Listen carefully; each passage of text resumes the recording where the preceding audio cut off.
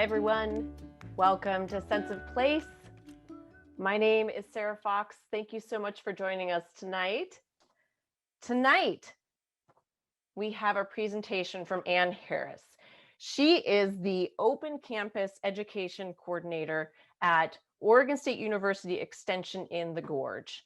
And one of the things Ann told us is that when she first applied and interviewed for this job, she didn't entirely know what the land grant university history and story was, and she didn't necessarily know exactly how the extension program connected to the university. As you'll see tonight, that is not the case anymore. Anne is incredibly knowledgeable, and she is a real asset to our community. You'll hear about some of the programs that she's been able to develop and bring to us here in the Gorge through the Open Campus program. What attracted me to the idea of sharing some of this story in the first place is that for a long time, I kind of knew about OSU Extension, but I don't know that I could have ever told you what exactly they're doing or who they are, and certainly not the history of it. But I kept seeing that programs that I was aware of and familiar with, things like the Master Gardeners program or 4-H, when I sort of tracked those back, they all were leading back to the same thing, which was OSU Extension. And so it was my curiosity about what this program was and how it was connected to all these other programs in our area that makes me particularly excited to have Ann here talking to us tonight. So I'm going to have Ann go ahead and take a moment and turn your screen on, turn your audio on. Thank you so much for joining us again, Ann. I'm going to hand it over to you. Thank you for joining us. So glad to be here. Good evening, everyone. I'm really happy to be here with you this evening and presenting for this 11th season of the Sense of Place lectures. Thanks to Sarah Fox and Erica Bingham for inviting me to participate. I'm really grateful for this opportunity to dive deeper into the history of land grant universities and extension and share what I've learned, as well as to introduce you to the people and programs of extension here in the Gorge. So I'm going to share my screen. It's here. Is it? Or maybe it's this one. And then share. And then. Okay. Hopefully you're seeing that. Seeing that, Sarah? I am seeing it. All right. Yep. Okay. So my full name is Ann Jackson Harris. Some other ways that I identify are African American, cisgender, woman, spouse, mom, sister, and amateur naturalist. I'm originally from Pasadena, California, now a 24-year Hood River, Oregon resident, and I am the OSU Open Campus Coordinator in Hood River and Wasco counties. Thinking about how I identify and of the people and places that have shaped my identity helped to give me a greater sense of purpose and meaning, as well as a deeper sense of place. To me, developing a sense of place unfolds over time, and it includes learning about the past and present and future of the land and the people and all living things. It involves opening my eyes to see and my ears to hear. It's exciting and affirming and can be challenging and unbalancing. And it causes me to question and reevaluate what I thought I knew. I love maps. This map is familiar to those who live here, but if you're tuning in from far away, this is where I live. The Columbia Gorge is roughly a 90-mile long canyon that cuts east to west, right through the Cascade Mountains, forming the border between Washington and Oregon. It starts where the Sandy River meets the Columbia just east of Portland and ends at the confluence of the Deschutes. Whenever I'm in a new place, I love to study a map of it, and I love to wonder about what it might have been like long ago. A new practice that I'm working on is to acknowledge the original inhabitants of the land wherever I am. With this in mind, I acknowledge this place where I live. It rests on the traditional and ancestral village sites of the Yakima, Warm Springs, Nimipu, Dog River, Umatilla, Salilo, Wyam, and many other tribes who made their homes along the Columbia River. I thank them and their descendants for being the original stewards and protectors of these lands since time immemorial. I also acknowledge the broken treaties, systemic policies of genocide, relocation, and assimilation that still impact many Indigenous families today. I am honored by the collective work of many Native nations, leaders, and families who are demonstrating resilience, resistance, revitalization, healing, and creativity. I am honored to be a guest on these lands. A land acknowledgement helps to honor and ground my sense of place, and I invite you to join me in this practice wherever you are or whenever you travel somewhere. This is a really cool app at nativeland.ca where you can identify the lands where you are, whose lands those are.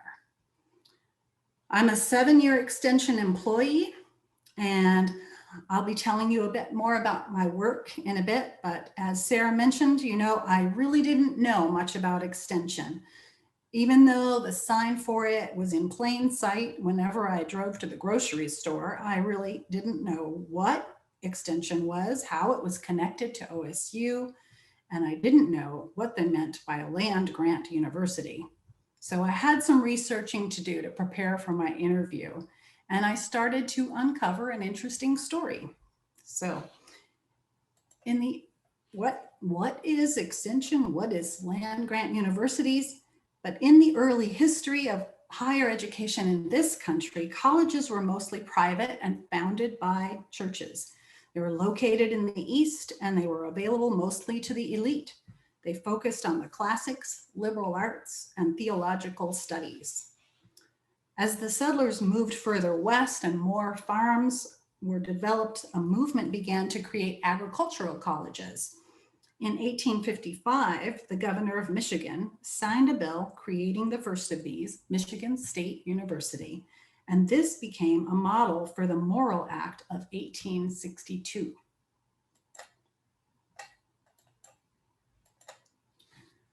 Vermont Representative Justin Smith Morrill had this radical idea that public education was a fundamental to the nation's progress and economic development, and he first proposed an act in 1857 to support the creation of public colleges to meet the growing needs. But there was fierce opposition to it from the southern and western states who felt that this idea impinged on states' rights. It was vetoed by President Buchanan. Morrill tried again and failed in 1861. And then, at the height of the Civil War and aided by the secession of the southern states, the Morrill Act passed and was signed into law by Abraham Lincoln in 1862. Even in the midst of that war, Lincoln had kept a focus on the needs of the growing nation, and he signed 2 other bills that year, the Homestead Act and the Pacific Railroad Acts. Under the Morrill Act, the federal government granted each eligible state 30,000 acres of land for each member of Congress. This land would be sold to raise funds for the establishment of endowments for agricultural colleges. Lincoln referred to them as the People's Colleges, and there would be at least one in each state. Land grant colleges were all about research. So to support this, the Hatch Act was signed into law by Grover Cleveland in 1887. Each land grant college was initially given $15,000 annually to support an experiment station that would focus on basic and applied agricultural research. In this slide, you can see all the original land grant colleges. Corvallis College, soon to be known as Oregon Agricultural College, was founded in 1868 and would become OSU. So I had my answer of what was meant by a land grant college, or so I thought. But what about extension? What was it all about? Well, Farm groups and others advocated that rural Americans needed more opportunities for education and training to improve their practices. So beginning in 1903, they had developed an innovative system of farmer education known as the Farmers Cooperative Demonstration Program. In the program, counties would have an educator or agent that worked with farmers and supported on-farm demonstrations. This proved to be the model that Extension would be based on. So in 1914, Congress passed another piece of legislation, the Smith-Lever Act, that was signed into law by President Wilson, establishing cooperative extension services affiliated with land-grant colleges to provide vocational, agricultural, and home demonstration programs. The colleges would manage extension in each state with guidance from the U.S. Department of Agriculture. Together, these legislative acts leading to the establishment of land-grant universities, experiment stations, and extension formed what I learned were the three functional pillars of Oregon State University and all land-grant universities: teaching, research, and extension. So I have some early historic photos from OSU Extension. And here you can see some that in Oregon, Extension utilized trains to have faculty traveling all over the state, and people would gather for talks, and they would send out, here's a trailer that was a demonstration of farm electrification. And here's a rail car that's outfitted for poultry processing. Imagine going into that train car. And I'm told that there were also rail cars outfitted as teaching kitchens. I wish I could have found a picture of that one, to teach about the latest in food prep and preservation. So did you know that KOAC actually started as a program for extension? It began on campus in 1929. Its slogan was "Science for Service," and it was a way of delivering extension educational programming across the state on the radio. In any given week, there were talks about insect control, auto repair, house heating. There were 4-H programs that were delivered by 4-H kids. There were high school agriculture courses like the Oregon School. They called it the Oregon School of the Air. And I was thinking about it, and it was sort of like the Zoom webinars of the time. The station would later become my favorite, OPB. Here you can see some orchardists in Hood River gathered for a field talk with an extension agent. The first commercial orchard was planted in 1876, and there were 30 acres of apples. In 1919, Hood River Valley had a disastrous freeze that killed off many of the apple trees. And the extension agents, I think, supported those orchardists in planting pears. I imagine they were more freeze tolerant, but in this picture you can see that they're talking about how there's a high percentage of pears that are noticeable now. 4-H was part of extension from the very beginning. I read a quote that said, "Extension 4-H empowered Oregon's young people to be responsible, entrepreneurial, and have fun doing it. It's always focused on learning and inquiry and applying what is learned to real life projects like raising animals and growing food." And here you can see the Boys and Girls Club from Malheur County and their judging team that is heading off with their club leaders to summer school at 4-H summer school. And this was in 1922. And this is at Hood River Extension, and these are 4-H, a 4-H club from Hood River, and they're preparing to judge some fruit. And of course, State Fair is a culmination of the 4-H year, and lots of great exhibits that happen.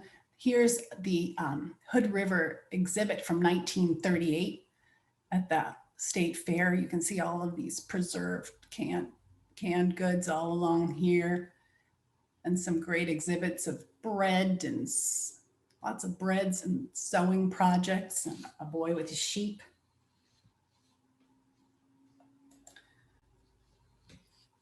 I was intrigued when I found some extension photos from World War II era, and I'd really love to do some more research on this.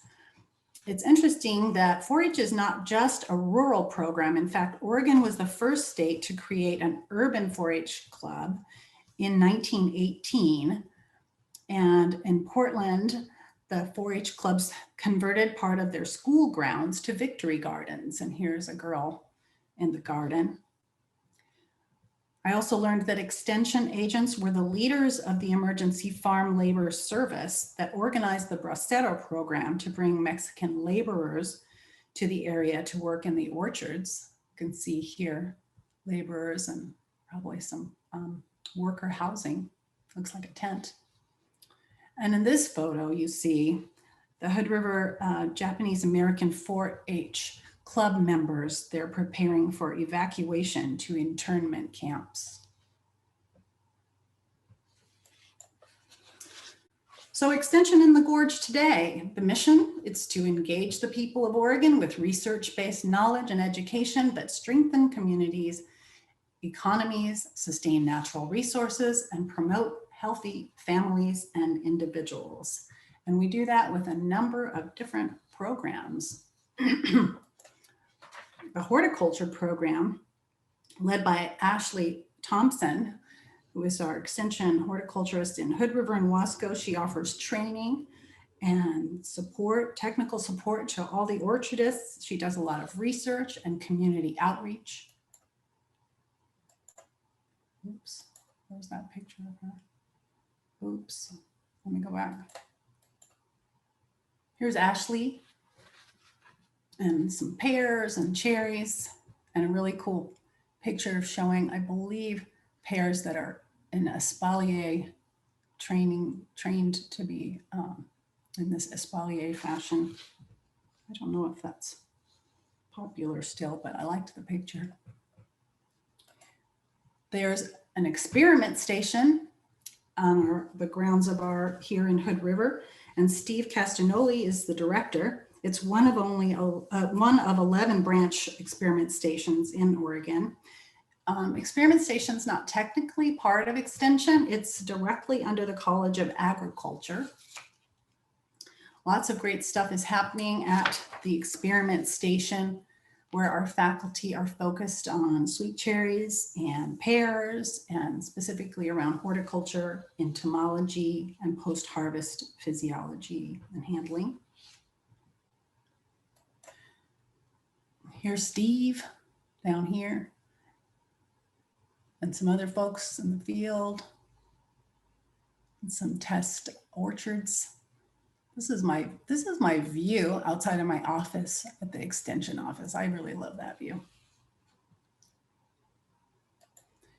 In Wasco County, we have Jacob Powell, who is our rangeland management specialist, and he supports farmers and ranchers around soil improvement and grazing management, and also rangeland wildfire preparedness. Here's some pictures he sent me. I did not know this is a field of canola. Who knew there was a giant field of gold canola right in view of Mount Hood? And you probably, some of you remember the big fires that happened out in the wheat fields out in Wasco a few years ago. We have an extension forester, Glenn Ahrens.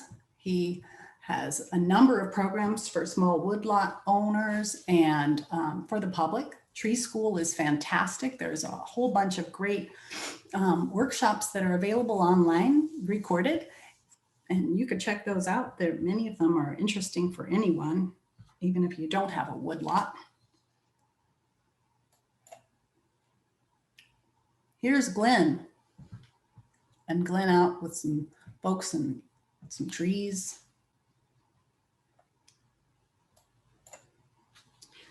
So in addition to supporting growers, and we also have programs for the wider community, and one of the most popular is the Master Gardener program.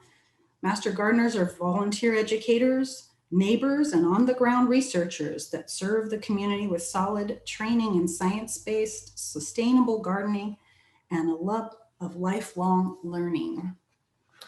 Master Gardener program is also, it's a model that we have in many of our extension programs where we train and support our volunteers so that they can then extend the reach of what we do much more than we could do just as staff on our own.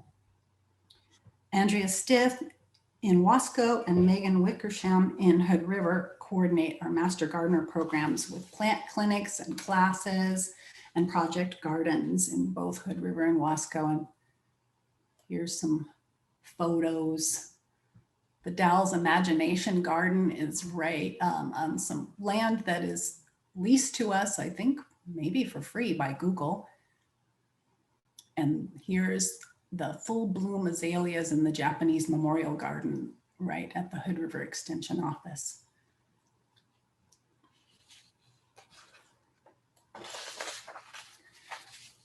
Family and community health is led by Lauren Cramer, and she is all about enhancing health and wellness in the community and provides a bunch of wonderful programs. Nutrition education provides education in the schools and helps kids to try new vegetables and fruits. And she has master food preserver classes that hopefully will start up again soon. The Strong Women's Strength training is available online now, so you could check that out. Lauren's had a lot of fun with that. And she's very involved in community coalitions.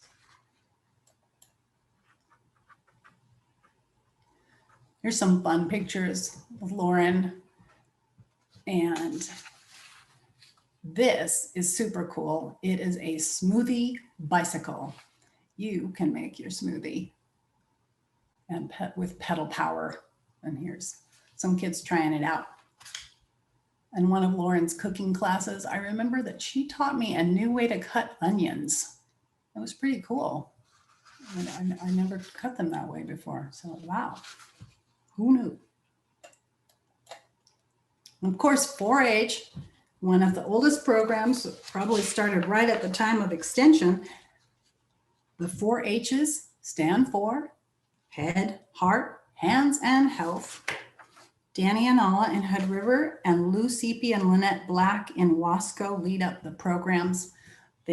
We have traditional programs, we call them traditional programs. They're the original ones where those are volunteer-led clubs and youth are learning and they're raising their animals, they're cooking, they're sewing. But you can actually lead one of those traditional clubs yourself if you have a skill that you'd love to share with youth. We could probably hook you up as a volunteer and you could start your own 4-H club. There's a lot of other wonderful things that are happening too. And there's after school programs, STEM-based, STEAM-based, summer day camps that are offered, and support for teachers, professional development programming. Here's some of the kids.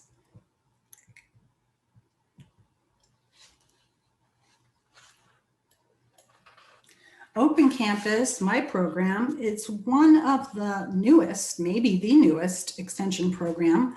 The 3 goals of Open Campus are building college readiness and preparing students for post-secondary education, also supporting transfer students who are planning to go from community college to university, and community and economic development. And I do this by collaborating with schools and community-based organizations to identify needs and interests and then support existing programs or implement new ones. And one of the programs that I helped to get started here in the Gorge is called Juntos. Juntos means together in Spanish.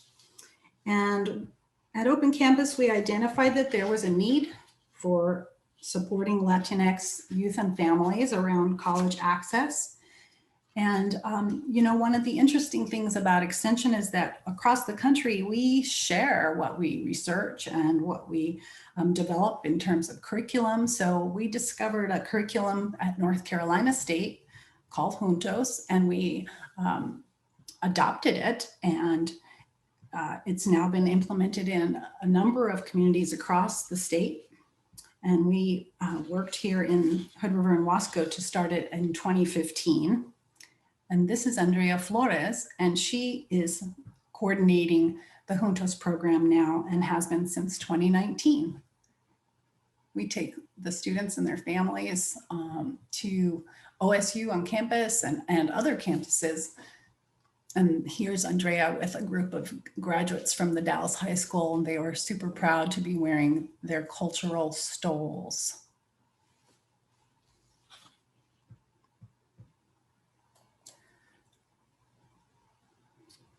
Another program that I was excited to be a part of getting started here in the Gorge is the Master Naturalist program. The mission of it is to enhance a sense of place and increase knowledge and connection to the natural environment. So Jason O'Brien started the statewide program in 2009, and I felt that there would be a lot of interest on this program here in the Gorge, and I found it pretty easy to gather an amazing team of enthusiastic Gorge area naturalists who were educators and Indigenous tribal members, and we launched the Gorge Ecoregion Field Course in 2017. Well, like all of us, Extension has had to adapt to the times. And here you can see one of the Strong Women leaders who is actually leading a Strong Women class from her home. This is Danny Anala, who adapted the 4-H babysitting course for online, and that's been super popular. It's a lot of young people babysitting their younger siblings. Lucy B took her Vex Robotics club out to Sorosis Park. They're here in the picnic shelter with the roaring fire in the dead of winter, doing their robot work. And this is a class called Entrepreneurship and Eats. Kids are learning about starting a food business.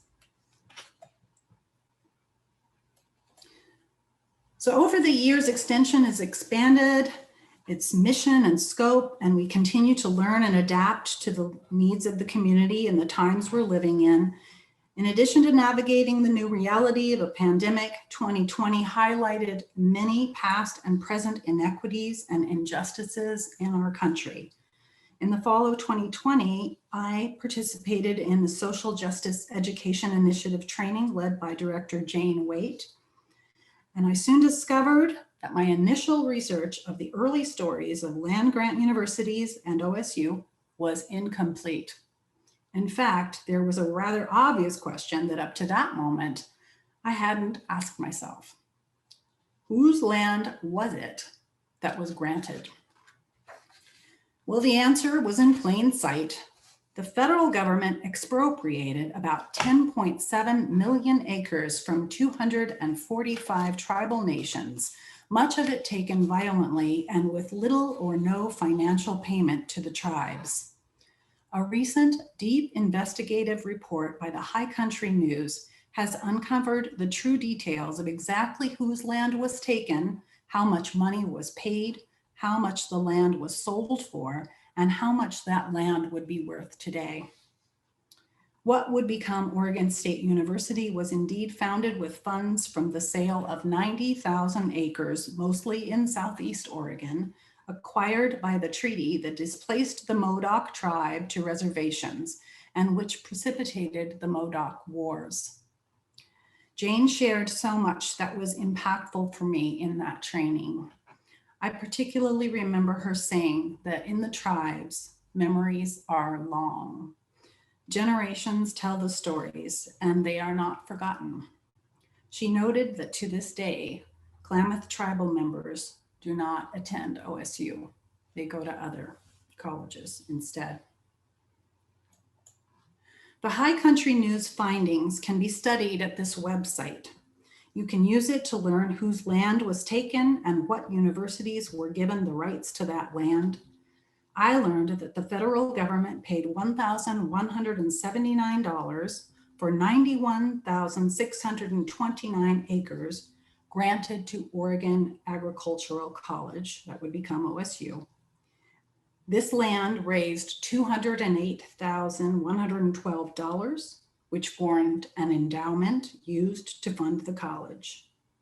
This endowment is still on the books at OSU, as required by the federal agreement, and it continues to make money in the form of interest. In fact, some land-grant universities not only make interest on their endowments, but also make money directly from mining or other natural resource rights of the land that they were granted. Many thanks to High Country News for this reporting. You can see here, this is where the lands of the Klamath were and the lands that went to OSU. And also you can see that Oregon, other lands of other indigenous peoples were used to fund colleges and universities in the East. And that's because by this time, the Eastern lands had already all been claimed. So lands in the Midwest and West were used as part of those 30,000 acres per congressperson. So Jane opened my eyes to more history hidden in plain sight.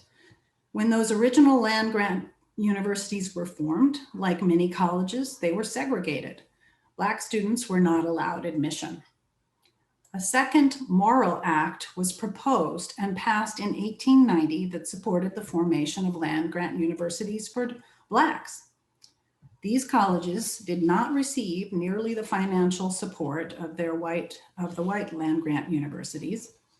The 1890 legislation only mandated that funding for these institutions be distributed annually on a just and equitable basis as deemed by each state. Perhaps some attended the last Sense of Place lecture on Black pioneers. Lots of history has been taught to us, not been taught, and we're just finding out about how racism and discrimination has woven into the foundations of the state of Oregon, and OSU is no exception. The college was founded by the Methodist Episcopal South Church. This denomination broke from the main church because of their support of slavery. And many of the college's founders and original faculty were directly tied to racist organizations, including the KKK. Despite this, the first Black student to graduate from OAC was up until recently thought to be Carrie Halso, who graduated in 1926, and the first Black man to graduate was William Tebow in 1948. These first Black students were not allowed to live in the dorms, when they were students, but now they have residence halls named after them. Here's Tebow Hall here.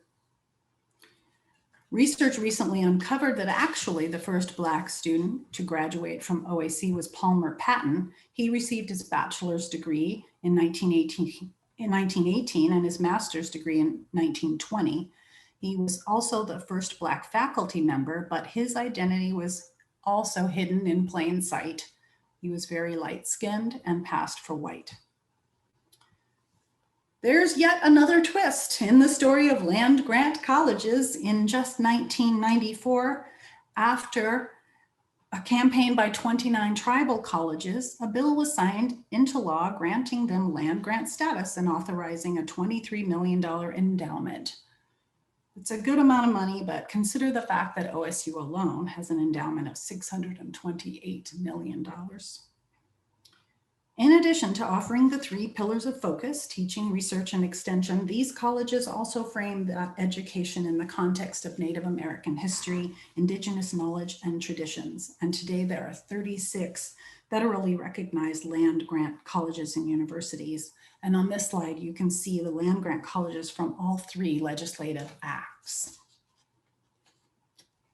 With a little digging, I found out that OAC, founded as it was with proceeds from the sale of seized native land, admitted its first Native American student, Benjamin Collins, and his brother James, members of the Siletz tribe, pretty early in its history. I'm not sure about when Benjamin graduated, but James, this is James, he graduated in 1888. In my time at OSU, I've been heartened by an increased focus on social justice, diversity, equity, inclusion, but there's still much work to do.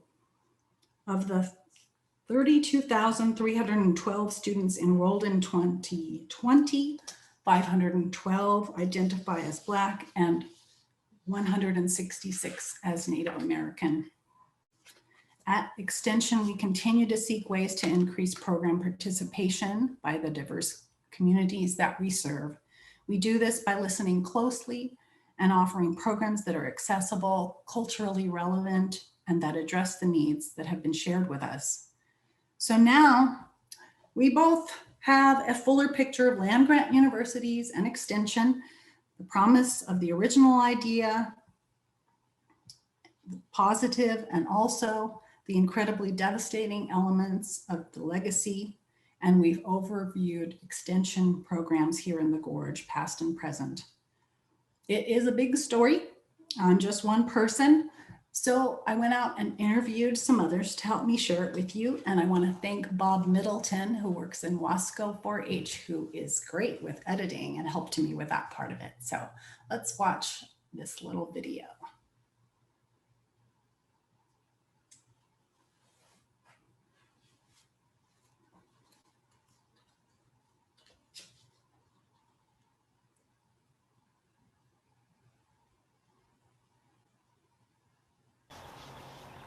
Hi, my name is Ann Harris and I work with Oregon State University Extension in Hood River and Wasco counties.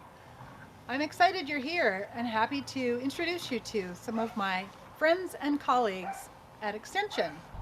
This is Cindy Collins. She's a master gardener in Hood River and an orchardist. She lives up in Odell, Oregon. The first experience I had with Extension was, taking the class for my private pesticide applicator's permit. And then they also facilitated the exam for that. So that was right at the start of when I first bought the orchard, which was probably early 97. In 2006, I became involved with the Master Gardeners. And so that has been a wonderful organization to be part of and to get to know lots of people in the community, and it's just a lot of fun. We garden and we cook and just have parties, and so it's a good time. It's about 46 acres total, and half is planted with cherry and about half is pears. And so we're just finishing up pruning of the pears right now. It's the end of January. And it's been a pretty mild winter so far, so we're not having any trouble getting through things. Sometimes the weather conspires against us. I just see them as a great educational resource. We work with the chemical, we have our chemical field men for our chemical supply houses, and they do work with companies, as far as developing the products that we use here on the farm. But I sort of rely on Extension to do the research on some of the beneficial insects and ways that we can keep those in the orchard, and other ways that we sort of come together. You need both things, I think, to make it work well. So I've always appreciated that approach, and then the keeping us apprised of invasive insects, which there's been a number that have come in the last 5 or 6 years, which has really impacted some of our spray programs, and just keeping us up to date with that and managing that. I think. So that's probably that's the thing I see first and foremost. I also work with Ashley Thompson. She's the Extension Horticulturalist in Hood River and Wasco counties. How I came to be an Extension horticulturalist is a really great question. I started doing research when I was an undergrad on soil, and I thought I wanted to go into biochemistry, but I realized I really loved soil and plant-soil interactions. And the more I worked with soil and plants, the more I realized I really loved plants, and I really wanted to work with farmers. During my master's, we were working with plant pathogens in low bush blueberries, and being able to help farmers was incredibly rewarding for me, and I knew right then that that's what I wanted to do for the rest of my career. What brought me to Extension here in the Gorge? Well, I am really committed to working with perennial fruit cropping systems. As I mentioned before, my master's degree was in blueberry plant pathology, and I have a PhD in fruit tree horticulture from Virginia Tech. And during my time in both of those programs, I was looking at organic and sustainable management of these systems. And the Gorge is a great place to do that. The growers are incredibly progressive and interested in moving towards more sustainable management techniques, whether that's something called integrated pest management, which is using fewer pesticides to control their pest problems, or using more advanced fertilizer management methods. We do a ton to work with our orchardists here in the Gorge. So we're always doing educational events and activities. This winter, we're hosting a weekly webinar series where growers get to hear about different fruit tree management techniques and styles from across Oregon, actually across the country, and soon to be across the world. So we're talking about integrated pest management practices, we're talking about improving pollinator habitat in our orchards, and we're going to be talking about viruses, diseases, and nutrient management here in a few weeks. So those are a few of the things we do pretty regularly. I also have a pretty intense research component to my program.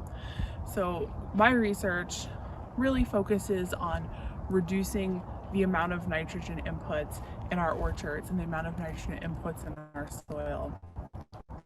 So right now we have a really cool project going on with a grower cooperator here in Hood River, where we're looking at the best nitrogen rates for our pear trees. So if you drive around the gorge, you may notice pear trees are really big and bushy at the top, and that makes them more prone to pest and disease related issues. So I'm working on a project called fine-tuning nitrogen for mature pear trees, and we're hoping to reduce that pest and disease pressure while keeping the tree thriving and producing a high quality pear crop. When I realized we weren't going to have enough masks for all of our farm workers, I started a little online campaign, and we had over 3,900 masks donated to us from seamstresses across Oregon for our farm workers. So those were all distributed at local orchards. I'm happy to introduce Ebony to you today. She's a member of our garden club at the Dalles Middle School. I'm Ebony Mondragon in 6th grade, and I go to the Dalles Middle School. My teacher, she said, you can join this garden club if you want. There's multiple other clubs, and I just thought that this would be funner. We built this bed. We made sticks, ruler sticks to measure the plants. I actually never built a bed, but I do some like building with my dad, and I think it was a little easier than I thought. I was really looking forward to seeing how much these plants grow, and I want to see what we're going to do with that bed. I'm here at Sandoz Farm with Theo, who is one of our extension club members in our traditional extension clubs, where he works with his swine, and he's also a member of Vex Robotics with his friend Angel. Well, I got started in clover buds, which is before 4-H. I did a single chicken in my 3rd grade year of school, brought it to fair, showed it in clover buds, won my little participation ribbon, had a great time. It was my first animal ever shown. And then the next year would have been my first year in 4-H, and I showed a heifer and a steer. You know, I'm a little 4th grader at this point, and I've got this 1,000-pound steer that I'm towing around. Didn't go too smoothly, but we made it through. Ended up with a black and blue top. I would say that when I started out in middle school. When I went into middle school, I went into some computer stuff, and I was like, oh, this is cool. I want to do that when I grow up. And then I ended up coming home with that, and my mom and my dad kept pushing me. Well, you know, the farming industry loves this computer stuff now. Especially, we were just talking the other night about how the dairy industry, the cows, they have tags in their ears. They go by a scanner. It reads what that tag is. It gives them the right amount of feed, and it's just crazy. Like, there's no person involved at this point. It's all computerized. And we've been talking about, you know, computer programming in the meat industry and the dairy industry, and just how I can apply it to something that would affect my family, basically. How I can benefit this place, the Sandoz Farm. Great. Well, yeah, future for 4-H, I wish I could get more people to do it. That's always been a push, is because, like, when we go out to the Wasco County Fair, there's, you know, some years there's not that many people out there. And it was always a push to go find people who want to join. And I think it's very important that people do this, because while our food nowadays may come from these big factories and such that we all think of as horrible places, a lot of it comes from places like this, where I've got my 4 sows here, and I've got my little piglets, and people will come buy a pig from us, and they'll take it and raise it themselves and eat it for Thanksgiving dinner, whatever they're gonna do. And just having a place like this and people who are willing to take out the time to raise animals and take care of them and put them back into the community instead of people just going to the store and buying a ham, I feel like that's just worth a lot more. And it tastes good. I started in high school. I would make this my 3rd year. And then I did programming stuff through middle school before that. And I've only done the Vex robotics. I did 1 year of the Lego robotics back in elementary school. I didn't get too into that, but definitely like this. Vex robotics program since 5th grade? No, it was 4th grade, which is, it's been a while. Wow. It's like 7 or 8 years. And I've been, yeah, so at my elementary school, we did Lego robotics, and then middle school, there was still Lego robotics, I believe. Yeah, and then my 8th grade year, it was the first year that we were doing Vex, and Lou offered the middle school to do Vex, and we did. All right. And yeah, so I've been doing Vex for 4 years. Nice. And what year are you in high school now? I'm a junior. Okay, you guys are both juniors. Do you think that you might pursue something related to robotics when you finish high school? I would like to. I'd like to become a mechanical engineer. This is Yahir Santian. He's a senior at the Dalles High School, and he is a member of the Juntos Club, one of our programs with Extension. I'm a senior here at the Dalles High School, and I've been involved with the Juntos program since I was an 8th grader, and now I'm a senior, and I'm the club president of the Juntos Club here at the high school. One thing I like about the Juntos program is being surrounded by students of my culture, first-generation Hispanic students that are equally as motivated to receive higher education, and that pushes me forward to continue on my path to pursue higher education. I think this program has really successful for me, especially since I started at a young age. It really got me going to start thinking about college really early on in 8th grade. So before I even started high school, I started thinking about going to college, and that gave me a head start to start taking classes, rigorous classes from my freshman year, getting involved, things like that. And that's really helping me out, especially now that it's scholarship season. It's really just helping me out and helping me stand out from the rest. And yeah, I really encourage any other student, not just Hispanic students, but just any student interested in pursuing a higher education, to join the Juntos Club. This is my colleague, Lauren Cramer. She's the program coordinator for Family and Community Health in the Columbia Gorge. Well, I originally came to the Gorge in 2006 for an AmeriCorps position, and I was placed with the Commission on Children and Families, and I was doing some really exciting public health work, and it made me really interested and engaged and wanting to learn more about public health and all the different types of work that we can do at a systems level. And so I ended up going to Oregon State University for my master's in public health. And when I finished, I came back to the Gorge knowing that this was a place where I wanted to plant some roots and continue to grow my family and my community. And so I applied for this position with Extension, and I got it. It was really exciting. And ever since then, I've been getting to work on a lot of that upstream public health systems level efforts, and it's been really variable. There's all sorts of things that I get to work and play in around community food systems and physical activity and well-being and childcare and pretty much anything that has to do with family or community health I get to be involved in, and that's been something that I really love about my job.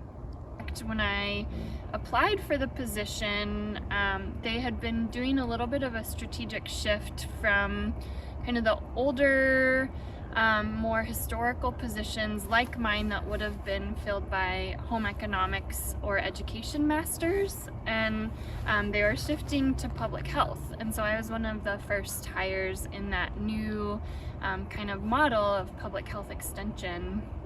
And that was pretty exciting, but in my job description there was still some of those older types of classes, looking back more towards our history around food preservation and canning, and I didn't know anything about how to do those, so I had to do some on-the-job learning, and those ended up being some of the favorite parts of my job, getting to teach those classes. But it was certainly something, when I looked at the job description the first time, I was not totally qualified, but luckily I got to learn those things as I went. A lot of my work shifted pretty quickly to supporting our migrant and seasonal farm worker population. I ended up being invited to and asking to be involved with several meetings where we were looking at what are we going to do to prepare our community both for these workers that are coming and those that are here year-round, and how can we support our public health department in responding to COVID. We did a lot of work around plain language adaptations of some of their PSAs and other information pieces to try to make them simpler and a little more pictorial and help share the message in English and Spanish. So I worked with an excellent summer intern, Daniela Valle, who helped to adapt and create all of those excellent materials that we put up on Facebook and Instagram, trying to reach different slices of the population in our community. I ended up being some days where 6 hours of Zoom meetings back to back to back as we met to try to figure out how to support our community with food during COVID and housing and quarantine relief funds and testing sites, and now a lot of that has gladly evolved into vaccination efforts and trying to communicate how and when and where people can be vaccinated and when they'll be eligible. So I would say the majority of my work has shifted to COVID and COVID support and prevention, and trying to just make sure that we're doing the very best we can in our community to ensure that as few people as possible hopefully get.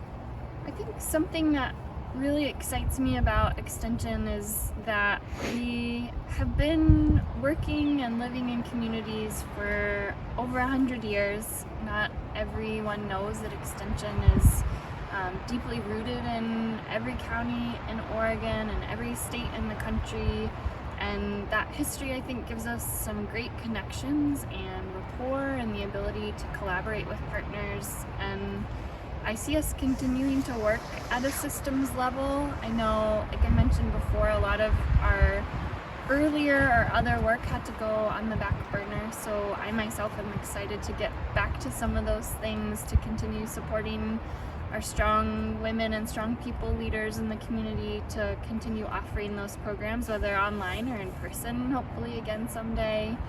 I miss getting to do food demos in our local food pantries and elementary schools, getting young people to try new foods and experience yellow cauliflower and purple cauliflower and fresh produce from our local farms. So I think as we look at the new normal and getting back to normal, for me it will be continuing to work at that systems level, but I also think COVID has really shone a bright light on some of the systems that don't work so well and the things that we're really hanging on by a thread. And I think I want to keep working on childcare across our community. We live in a childcare desert, which means that we've got to think really strategically about the systems we create in the future to help support our families here. And the same could be said about our food system and our medical and public health system and our housing system. All of these are intertwined and they impact people's health and their livelihoods and their well-being. And I think when we can see those systems as part of the structures that impact people's health and find ways to improve them, it means that we can all live better and healthier lives. And so that's something that inspires me about this work and inspires me to get back to work doing those things. Thank you for being here for this Sense of Place presentation.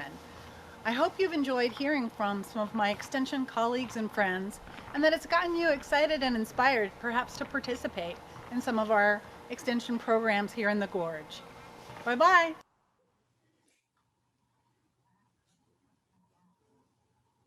Well, that's my story. We're coming up on the end of the time, so I have a long story to tell, and I'm really happy that my colleagues and friends of Extension were around and available to be videotaped and help me share. I don't know if we still have more time for questions. I'm willing to hang out, Sarah, but and if there's anything that I do, I always have questions. So yes, we'd love to have you stay, and thank you. I hope you will give an extended thanks to all of your colleagues and the various participants for taking some time to share some stories. And I loved getting the chance to hear from some kids too. That's a voice that I don't get to hear as much on Sense of Place. And you found some great characters and some really cute piglets. You can't really go wrong with that. Thank you. I want to remind people, if you have questions or anything has come up that you want to know more about, you can put them in the Q&A down below on your Zoom screen, and we'll go through those. I'll get right to it. Tim is wondering, something you brought up early on when you were talking about land-grant universities, is wondering, talk more about the southern states' opposition to this idea of land-grant universities. What was the main argument that they were using regarding states' rights around this idea? I didn't go into super detail in my research on that, but I think that a lot of it also had to do with an opposition to funding public education. It's sort of a complex history. They hear that the idea of the public education piece seems like a positive, but obviously, as you shared, the history piece is not that straightforward. So as with all history, it's complicated. Yeah, we have a complicated history, and there's people that oppose public education. They oppose government spending, oppose a lot of, echoes of today. Yeah. Can you, if you know, can you talk to us at all about how the Juntos program has been running during COVID? Oh, yes. Actually, through virtual Zoom meetings. In fact, Andrea and all of our Juntos coordinators have worked really closely and did one-on-one lessons with students and families if their families weren't familiar or able to do the series of workshops that we have. And then Andrea has weekly meetings, Juntos club meetings, and the students are really, really grateful to be able to get together and talk with each other and support each other in their planning for college. Can you walk me through that process of gathering information, even how you find the people to listen to determine what sorts of projects like Juntos or the Master Naturalist? How did that come about, where you knew who to listen to and how you gathered them? What's that process? Yeah. Before I answer that, I just want to say one more thing. A really cool thing that Juntos is getting ready to do in, I think it's in April, and it is Juntos Family Day. So every other year, we bring busloads of students and their families to OSU for this big day with, it's just really fun and tours, and get to hear from all the different people from different colleges, but we aren't able to do that on campus. So it's going to be virtual this year. Amazing. That's awesome. Yeah. And as for how we assess needs, sometimes we do that in more formal assessments. Sometimes we work with like the county health department and actually health care in the whole gorge does an assessment very regularly that we use to see where there are needs, and Lauren uses that quite a bit. I do more of an informal style of assessment, just talking to different people in the schools, and we use data that we gather, statewide data that shows, you know, where there are low graduation rates and other issues like that.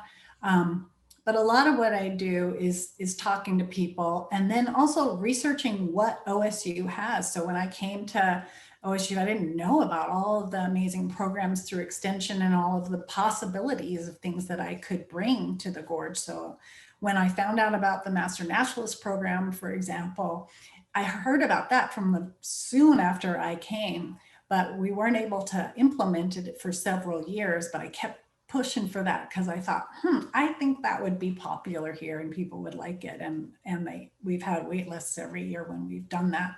We didn't get a chance to do the field course last summer, but we will be doing it this summer. Maybe since you mentioned that, give just sort of a quick overview for someone who is maybe coming new to the idea of Master Naturalist or even Master Gardener. What does it involve to go and become a Master Naturalist? Yeah, so most of the programs where we call it a master program is kind of a training to kind of master some skills that's very involved. A good what is the word?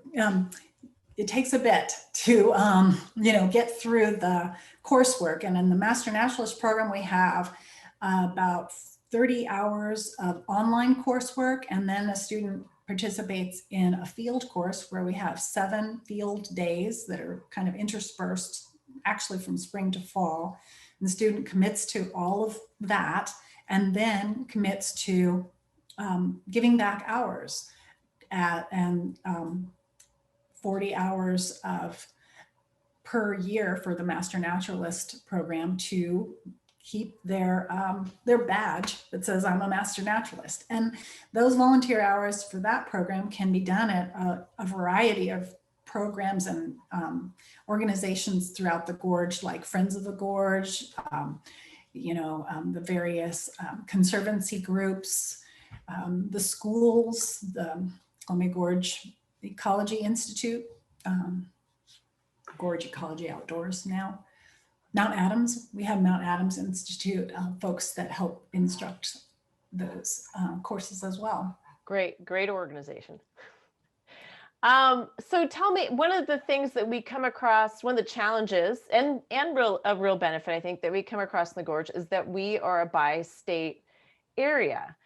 And so we heard a lot about Oregon State University. I'm curious if someone's tuning in and they're in White Salmon or Bingen or somewhere further afield in Washington, how, if at all, can they get involved with Extension either in Washington or with the OSU Extension? Thanks for asking that.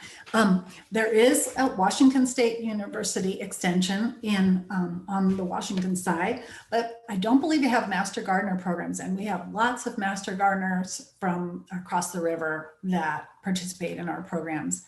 And as well, we kind of, as many things here in the Gorge, that river, it's a big river, but we flow back and forth across it, and we coordinate and cooperate and collaborate quite a bit with the different programs, even though we are Oregon and funded by the state of Oregon. We still are able to move about freely. And the Naturalist program, some of our field days are completely in Washington, and we have a number of naturalists in Washington. So it's hasn't been a problem because, you know, we told OSU, we're a bi-state region.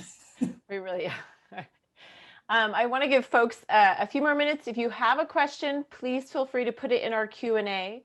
And I want to also remind you that if you or someone you know may be a good speaker or presenter for a future season of Sense of Place, we have our RFP online right now, and we would love to hear from you. But I'm also very curious, as Anne has done, to just listen to the community. So if there are topics or people that you want to hear from or hear about, I hope you will either put a comment in the Q&A or send me an email at sop@mountadamsinstitute.org, because that will help us shape next season and who we get to hear from, and hopefully it will be live again. So with that, I've got a question here. This is a bigger one. Looking ahead, the next decade of extension, what are the challenges you see coming down the road, and what are some of the biggest opportunities you see coming down the path? Well, a big challenge, and that's true for so many entities, funding. The extension is funded by state funds and county funds. It's not like bankrolled by the big university. In fact, the big university isn't as bankrolled as one might think. Not, at least not all of the programs. And so we depend on that. And we had a kind of a scare at Hood River Extension recently because county funding in Hood River was really strained. And if we don't, it's a cooperative model, and it's kind of, it depends upon the contributions of the county in order for the university to continue to have faculty placed here. So if we were to have been written out of the county budget, which it was kind of scary, like we might have been, pretty scary actually, then extension would have ceased to exist in Hood River. Whereas in Wasco County, there is a service district that was established several years ago, so that a little bit of tax money is set aside. Everyone's tax money goes to extension to fund that. And they have much more solid funding as a result. And we're looking at different possibilities and for us for funding. And the more that, you know, that we have security there, then the more we can build our programs. And I think the promise is great because OSU, and one of the things that I'm really excited about being at OSU is that it is so well known and respected and trusted all across the state. And in my feeling and concerns about our state and our country are the things that are dividing us. You know, the division of urban and rural. OSU, I believe, is really uniquely positioned to help bridge those divides. And I would like to be a part of doing that. We have, you know, we're trusted in those communities. We have expertise to share. And I think that we can tell stories to cross those divides. And that's something I'd be very interested in being a part of. You know, it's interesting when I was listening to some of the participants and some of your coworkers, the research piece was something I guess I hadn't thought much about. And this idea that we have access in our community to people who have PhDs and are researching things like invasive pets and how best to make our soil happy, and that those people then can help us with our local agriculture or horticultural or you know, a whole host of things, which I would imagine if we lost Extension the Gorge, those researchers and the support that they're giving to our community would also be gone. Yeah, and I think that's kind of the exciting thing about the whole land grant model. And that was that, you know, the learning and the research, all of that wouldn't be contained in the ivory tower. It would actually go out to the people, and the people would contribute to the learning as well. So it's a back and forth of learning and sharing, so that we're informed by what the needs are in the community. The community shares with us what they've learned, and we go back, you know, to the university or to the experiment station or to our offices right here and do that kind of research and contribute to knowledge that goes much wider, in fact, worldwide.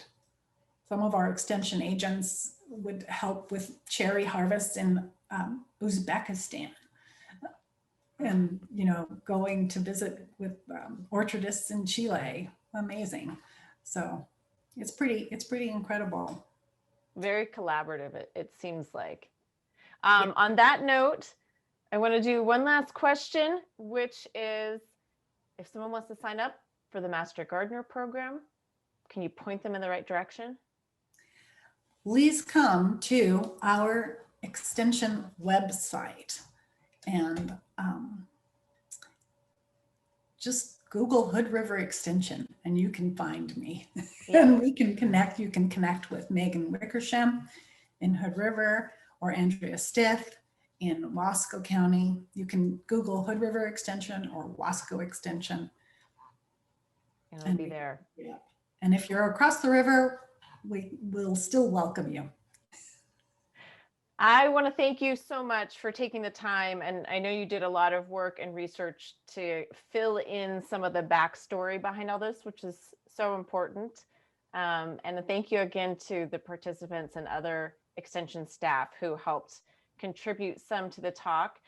And thank you everyone who tuned in. I hope in one way or another you guys are able to get some of the benefits of this program in the Gorge. And also, if you see Anne out and about and you have ideas of other things that might be good service to our community, let her know. Thank you so much, Anne. It was my pleasure. Really enjoyed it. Thank you. Sarah.